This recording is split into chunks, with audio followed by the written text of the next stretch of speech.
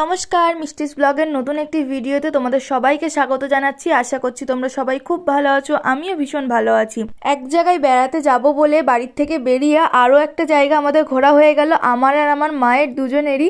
তো হাতে অনেকটা সময় ছিল বলে আমরা এইখানে এসছিলাম, একটু ভিতরটা ঘুরে দেখছিলাম। তো এটা হচ্ছে রানাঘাট বেগোপাড়া চার্চ। তো আমরা সেদিন যাব নবদ্বীপে, তার আগে আমাদের হাতে অনেকটা সময় ছিল, ওই 1-1.5 ঘন্টার মতো সময় ছিল। আমরা ভাবছিলাম কি করব, আমরা এই বেগোপাড়া চার্চের বাইরেই দাঁড়িয়েছিলাম। তো আমি আর আমার মা দুজনেই চলে গেলাম চার্চের ভিতরে। তো ভাবলাম ভিতরটাতেই আমরা গিয়ে বসি। আর এই চার্চে আমরা কোনোদিনও আসিনি, মানে রানাঘাট চার্চে কোনোদিনও আসা হয়নি আমাদের। তো এই ভিতরটাও একটু ঘুরে দেখি। হাতে তো অনেকটাই সময় ছিল, সেই কারণে ভাবছিলাম কি করব বাইরে দাঁড়িয়ে থেকে, তার থেকে চলো মা ভিতরটাই আমরা একটু ঘুরে আসি, কারণ এই জায়গাটাতে আমাদের আসা হয়নি এর আগে কোনো দিনও। তো সেই কারণে আমি আর মা দুজনেই চলে এলাম। আর যেহেতু এখন শীতকাল, এই হালকা হালকা রোদটা বেশ ভালো লাগছিল। তবে সোয়েটার পরা ছিল, সোয়েটারটা খুলে ফেলেছি, প্রচণ্ড গরম লাগছিল। তারপরে দেখলাম যে এই চার্চের ভিতরে এখন রং টং করা হচ্ছে, অনেক কিছু আর কি নতুনত্ব করে করা হচ্ছে, কারণ সামনেই তো 25শে ডিসেম্বর চলে আসছে। তো সেই কারণে এখন দেখলাম কাজবাজ হচ্ছে। আর এর ভিতরে তখন কেউই ছিল না, আমি আর আমার মা দুজনে ছিলাম, সেই জন্য ফাঁকাই ফাঁকাই ঘুরতে পেরেছি। 25শে ডিসেম্বর আসলে তো হয়তো প্রচুর ভিড় হবে, এখানে ভালোভাবে ঢোকাই যাবে না।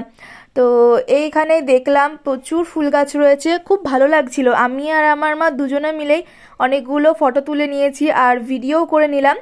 তো তোমরা হয়তো এর আগের ব্লগটাই দেখেছো, যারা আমার ভিডিওগুলো রেগুলার দেখো, যে আমরা এখানেই এসছিলাম। তো তখন না আমি বড় ভিডিওতে দিইনি, কারণ ওই ভিডিওটাতে এই ভিডিওগুলো দিলে অনেকটা বড় হয়ে যাচ্ছিলো, সেই কারণে ভাবলাম আলাদা করে ভিডিওটা আপলোড করি।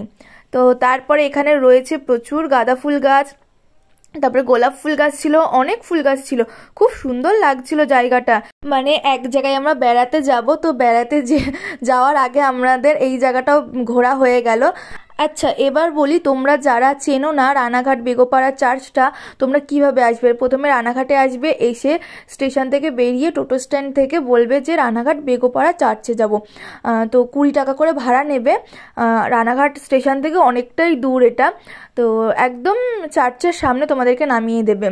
আর এই জায়গাটা ভীষণ সুন্দর, আমি তো প্রথমবার এসেছি, আমার তো খুব ভালো লেগেছে। আমি আগে রানাঘাটে থাকলেও আমি এই জায়গাটাতে কোনোদিনও আসিনি, এই চার্চে কোনোদিনও আসা হয়নি। তো এখন তো আমি রানাঘাটে থাকি না, রানাঘাটের বাইরে থাকি, তো আসার আর কোনো প্রশ্নই হয় না। তবে সেই দিন যাওয়ার সময় এই সামনে দিয়েই যাচ্ছিলাম আমরা, ওই জন্য ঢুকে পড়লাম এখানে। তো তারপরে আমি কয়েকটা ছোট্ট ছোট্ট রিলস ভিডিও করেছিলাম। এমনি তো আমি রিলস করি না সেইভাবে, তবে এই ছোট ছোট একটু ভিডিও করেছিলাম। আর আজকের ভিডিওটা তোমাদের কেমন লাগলো অবশ্যই কিন্তু কমেন্ট করে জানিও। যারা নতুন আছো তারা আমার চ্যানেলটা সাবস্ক্রাইব করে দিও, পাশে থাকা বেল আইকনটি প্রেস করে অল করে দিও। আবার দেখা হবে অন্য ব্লগে।